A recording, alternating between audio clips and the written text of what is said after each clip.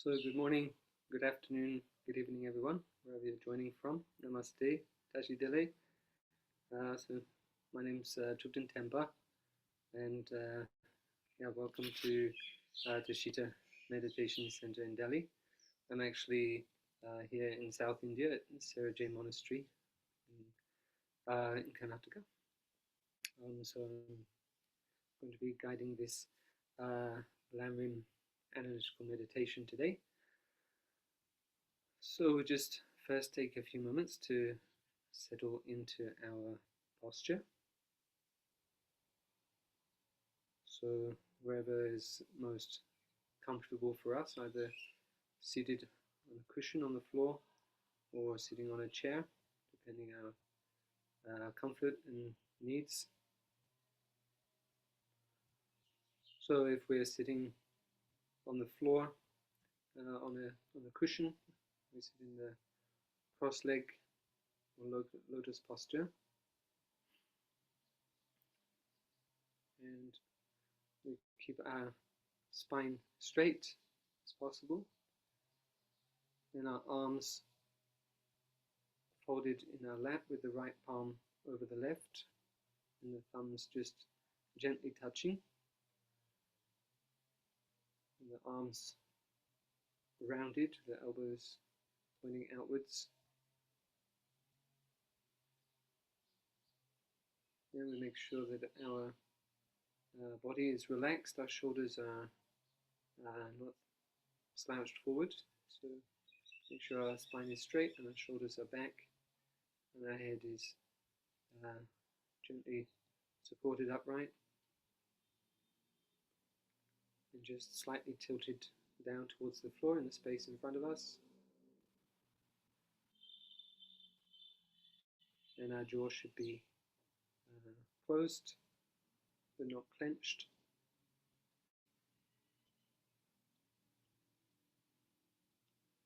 So just settling and make sure we're comfortable for the duration of this session. It's the most important place to start. So make sure that the environment we're in is conducive for peaceful, undisturbed meditation practice, free from distraction, disturbances as much as we can. And then just begin to focus your attention on your breath. So we'll start with some calm abiding just to neutralize our mind, reduce any excitement or agitation that we've come to this session with, but also to brighten our awareness if we've just woken up. So just bringing your attention on the sensation of your breath as it enters and leaves your body. So either focusing on your nostrils or focusing on your chest as the breath fills and empties.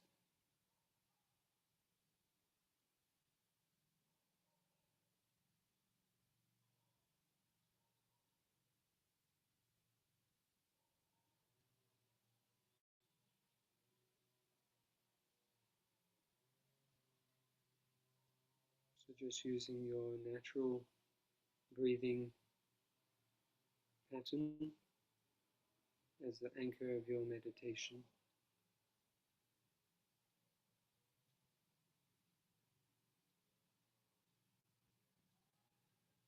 In order to restrain gently your mind from wandering. There should be no forcing during this meditation of body, mind, or speech.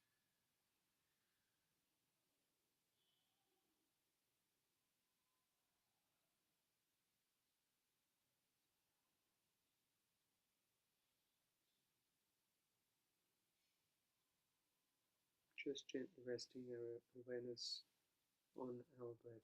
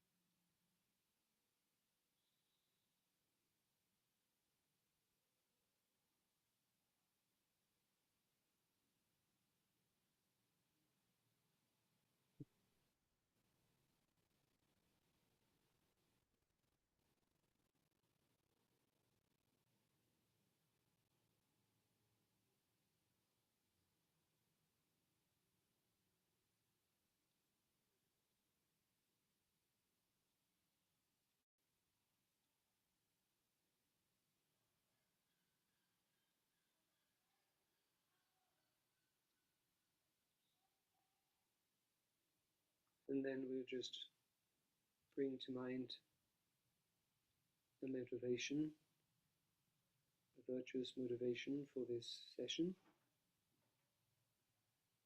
It is a miracle that we are alive. Many people our age or younger have died. The purpose of our lives is to benefit numberless sentient beings, to liberate all sentient beings from the sufferings of cyclic existence.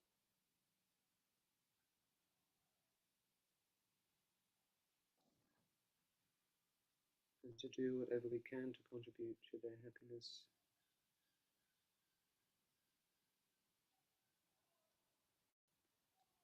All sentient beings who have been our mothers in beginningless past lives, again and again have shown us inconceivable kindness, again and again from life to life.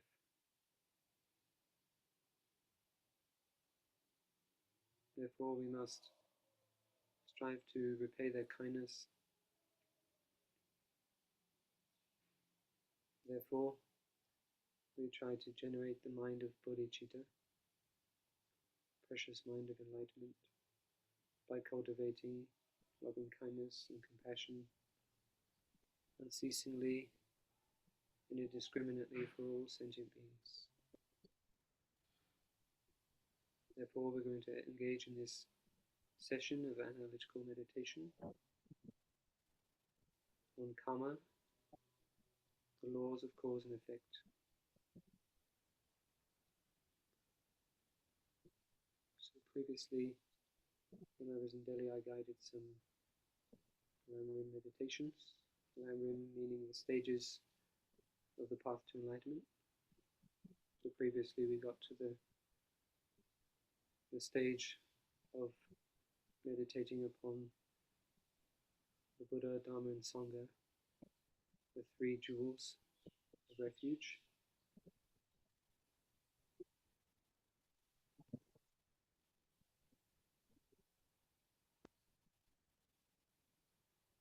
So they are the refuge from the laws of cause and effect, which most of the time cause us to do negative karma.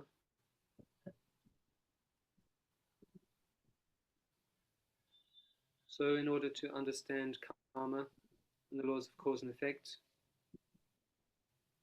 we need to understand first the nature of the mind and how the mind works,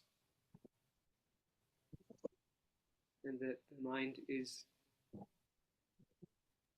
subject to the laws of karma, cause and effect, whereby any actions we engage in of our body, our speech and our mind create karmic imprints on the mental continuum, karmic latencies. So that's just a basic connection. So now our object of refuge for this meditation is that, based on taking refuge in the merit field. So I'm just going to share my screen.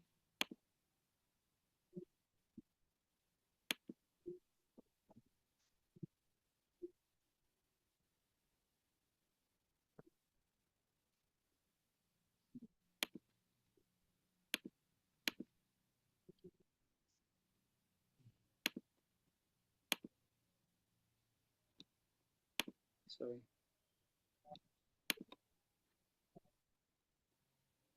So in the space before us, we visualize Guru Shakyamuni Buddha, who is the nature of golden light, and he is seated on a broad square-based throne, a lotus and sun and moon. He is seated in the Vajra posture.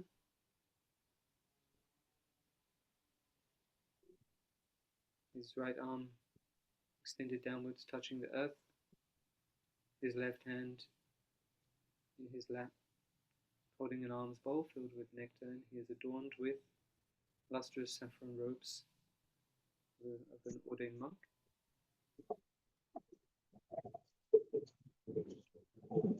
His eyes are like lotus petals, gazing down upon us, immeasurable loving kindness and compassion. And on the crown of his head is the Upanishad. He is surrounded by auras of light. And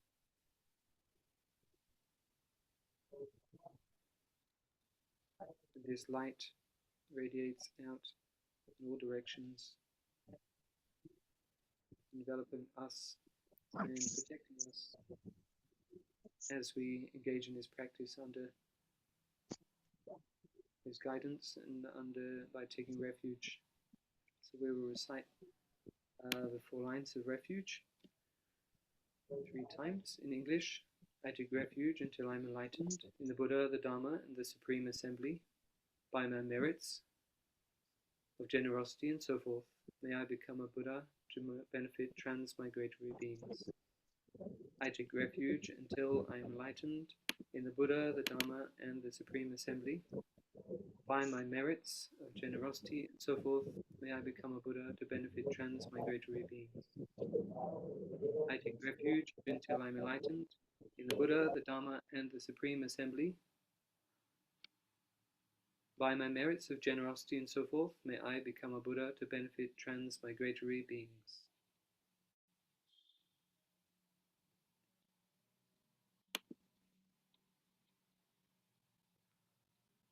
So now we're going to, I just first recite this line by the Guru Padmasambhava. Based on this topic, nothing exists the way it appears. All is up to our karma.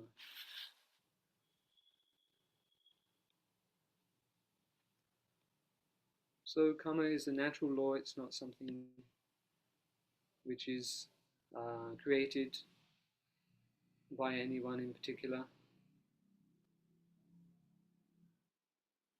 Hello. So I'm just, I got a message that my voice is too low. Hopefully it's better now. Unfortunately, I don't have a microphone, an extra microphone available. So I apologize for that.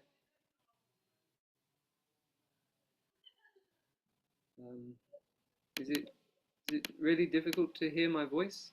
Can anyone respond if it is?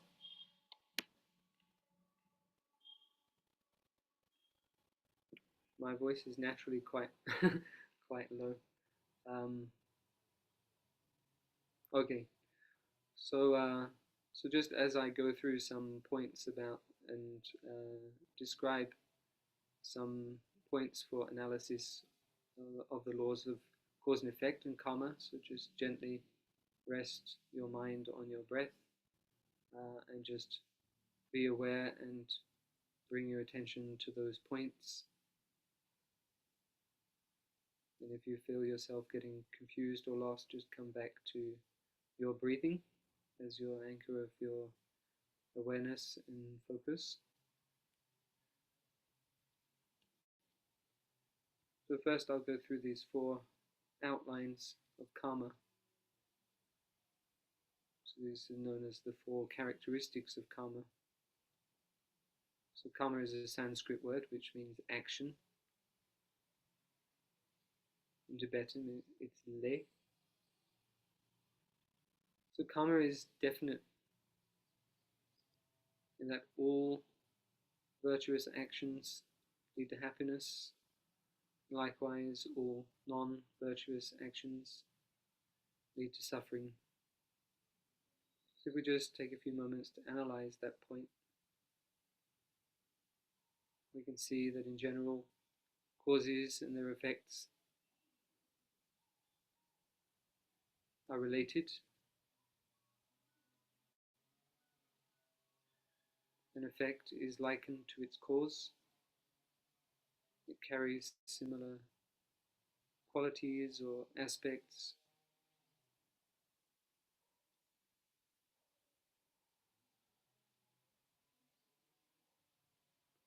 For example, if we think a negative thought, it can give rise to a negative action.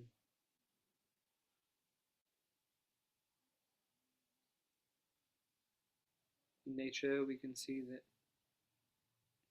for example, the seed of a particular plant gives rise to a particular plant from which that seed has come from.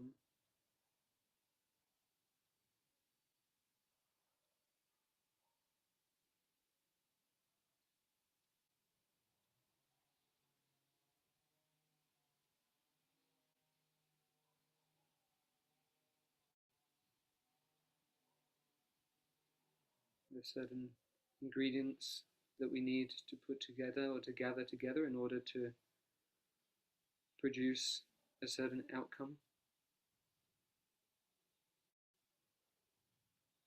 So it's not that these things are unrelated or random.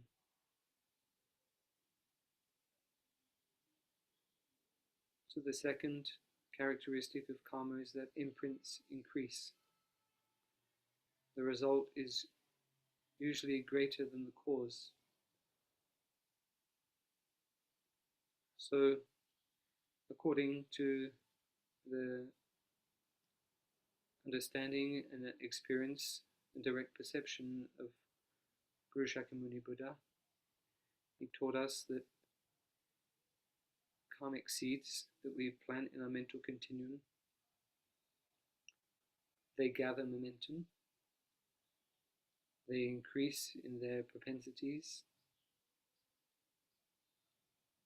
We can think like a snowballing effect. So the longer that they reside in the mental continuum, the more they gather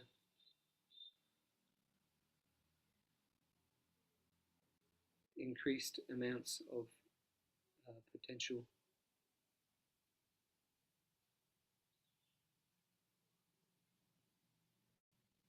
The way to counteract that is to purify those imprints by engaging in antidotes, some also prescribed by Buddha.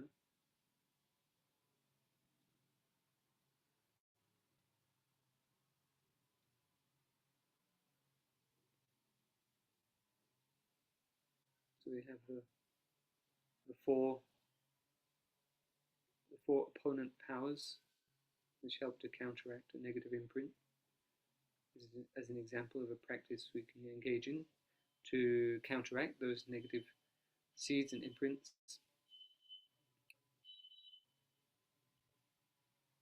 So every moment, second by second,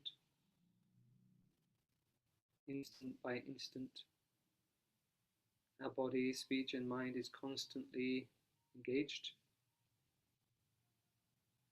in some kind of action or reaction. So constantly we are either creating negative imprints from non-virtuous actions such as killing, stealing, lying, and so forth. But likewise, we should engage in virtuous actions which are free from creating negative results. So virtuous actions such as those motivated by bodhicitta, selfless wish to serve and benefit others, virtuous actions which are devoid of worldly concern for reputation, praise, the gain of pleasure,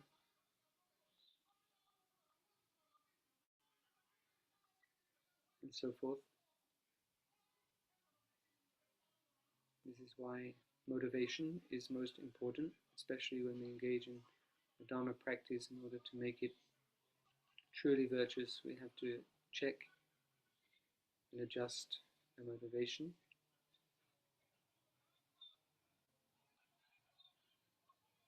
We come to the third characteristic of karma.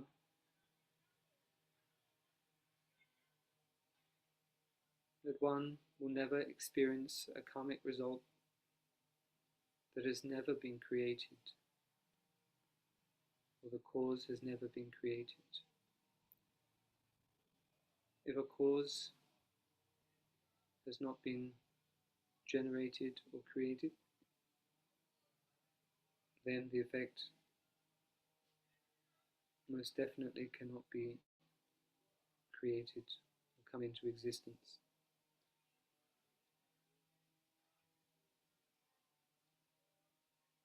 So the way to abandon all of our suffering and the suffering of others is to eliminate the cause.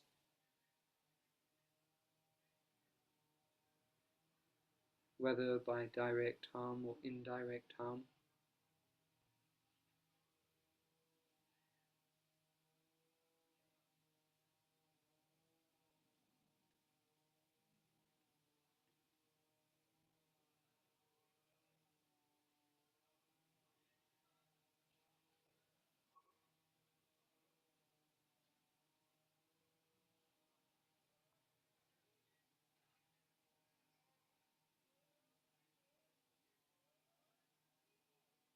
If we do not engage in harm,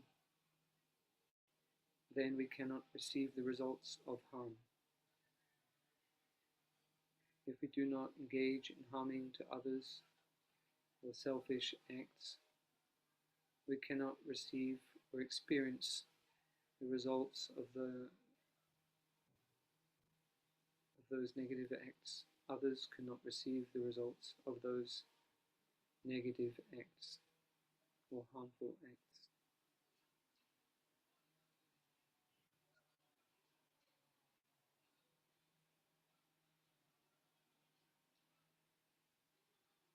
And the fourth characteristic of karma is that any causes which are created are never lost. They're never destroyed. The mental continuum is beginningless and endless. We cannot find the beginning or end. Therefore, we can posit it is beginningless and endless. And those seeds remain in that mental continuum until they are ripened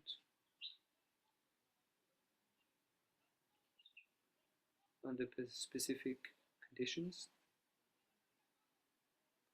Like when we plant seeds in a field, we have to have certain conditions available for them to germinate. Likewise, we can store seeds. They remain dormant until we take them outside and plant them in suitable conditions with earth and moisture and light, warmth. Likewise, our karmic imprints remain dormant in our mental continuum until we meet with the situation or conditions which activate and germinate those seeds. Then we are able to meet with the effects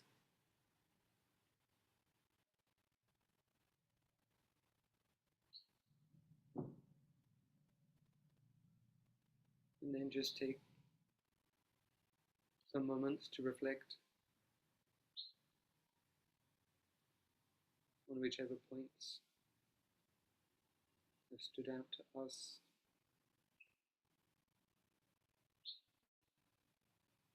Rest in the general awareness or understanding of karma that we have gained.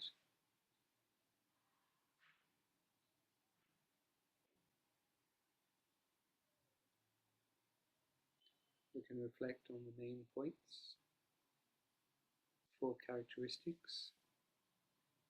Karma is definite. Karma increases.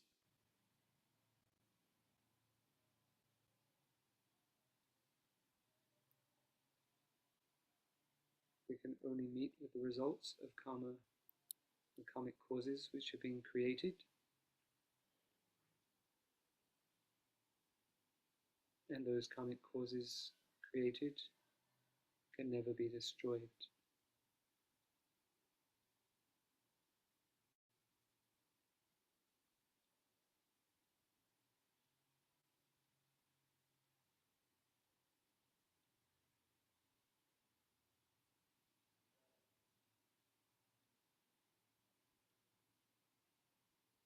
So hopefully as a result of this analysis we've gained some better understanding, better conviction, eliminated some doubt about our understanding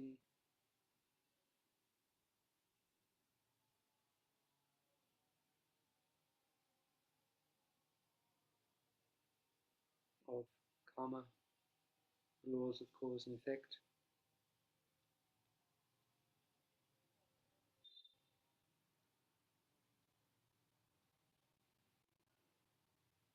Which lies in our hand.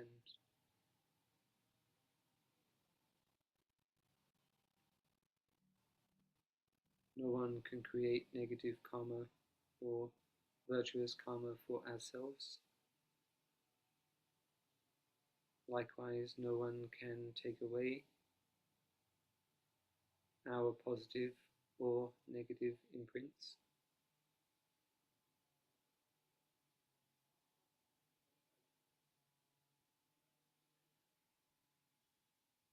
We must resolve to adjust our behavior, our actions of body, speech and mind in order to mitigate the karma that we create in our mental continuum.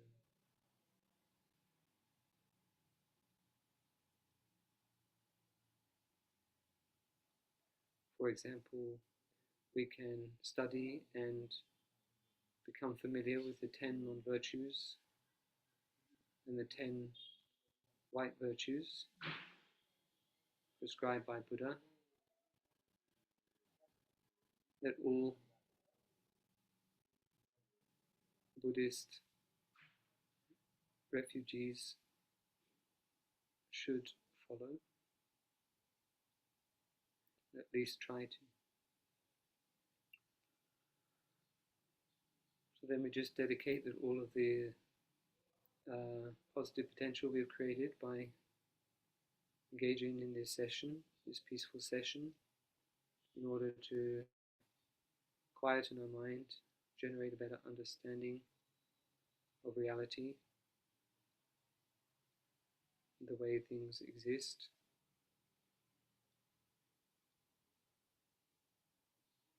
And we dedicate that whatever virtues we create now, have created in the past or in the future,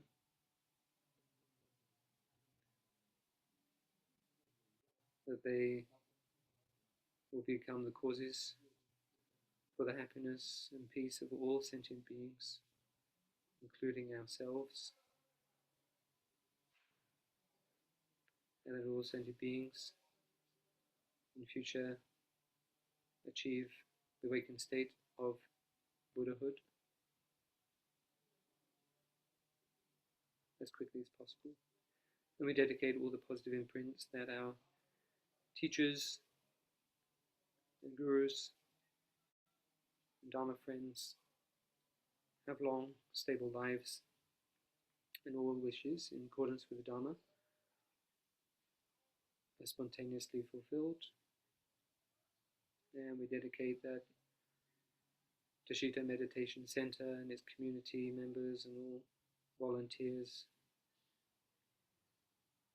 are successful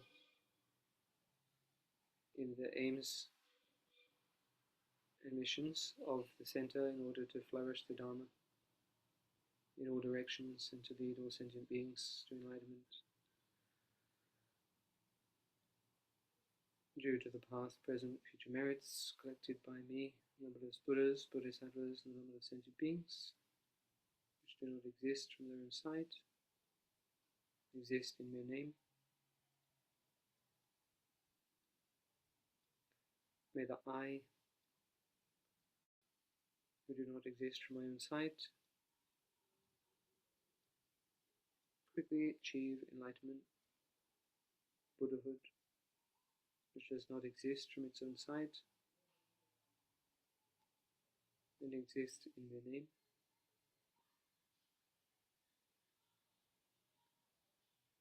And let all sentient beings do not exist from their own sight and exist in their name to that state of Buddhahood which does not exist from its own sight and exist in mere name by oneself alone, who does not exist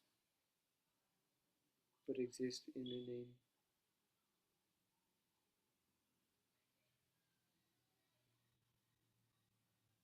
Thank you everyone for joining. Please be grateful to yourselves for joining. Rejoice.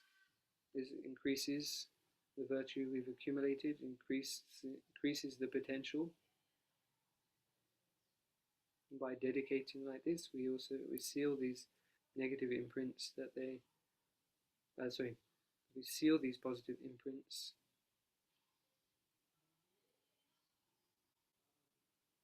that they never decline but only increase until enlightenment.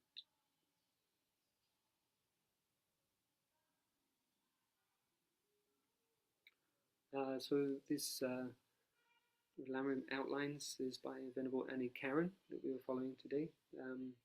So this will be made available on YouTube when this meditation session is posted later. It will be listed in the description there. So if you want to take reference from it and use it in your own meditation sessions,